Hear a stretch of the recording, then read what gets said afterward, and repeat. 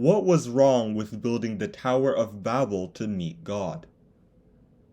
The story of the Tower of Babel, recorded in Genesis chapter 11 verses 1 to 9, is one biblical event that I don't need to summarize in detail.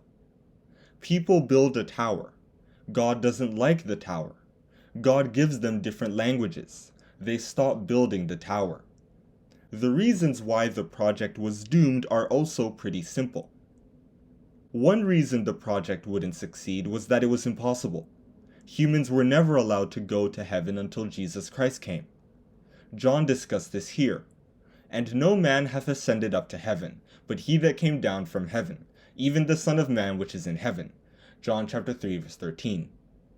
Plus, their tower would have collapsed long before they reached the stars. However, if this was the only thing wrong with their scheme, God would have allowed them to fail and move on. Clearly, the fact that he stopped the project before it collapsed meant that there was something else that wasn't right. A bigger problem with the tower was that its builders ignored him and his authority. They clearly didn't ask him for his opinion before they started construction, because Jehovah would never tell people to do something they aren't allowed to do. James told us, "Let no man say when he is tempted, I am tempted of God. For God cannot be tempted with evil, neither tempteth he any man." James chapter 1 verse 13. This kind of attitude didn't die with the people at Babel. The Israelites were always making major decisions without God's approval. As he said through Isaiah, "Woe to the rebellious children, saith the Lord, that take counsel, but not of me, and that cover with a covering, but not of my spirit, that they may add sin to sin." Isaiah chapter 30 verse 1.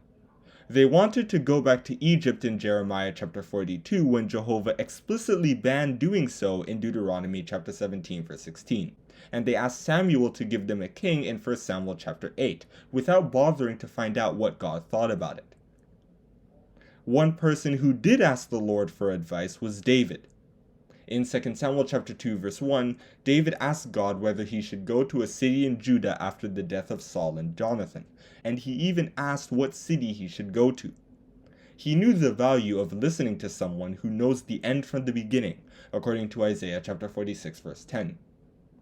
Therefore, my advice is that we should always ask God for advice when we want to take a major step in our lives. Sometimes we might have to make major changes as a result, but it's better than making a decision ourselves and then suffering negative consequences.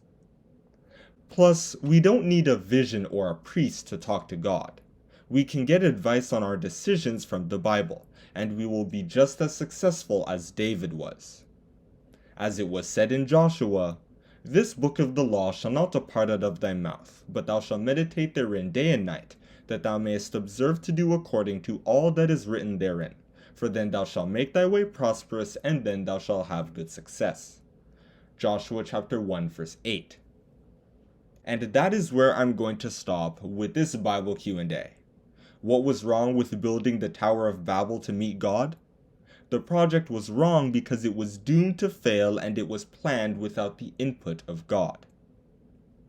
Thank you for listening. Don't forget to like and subscribe.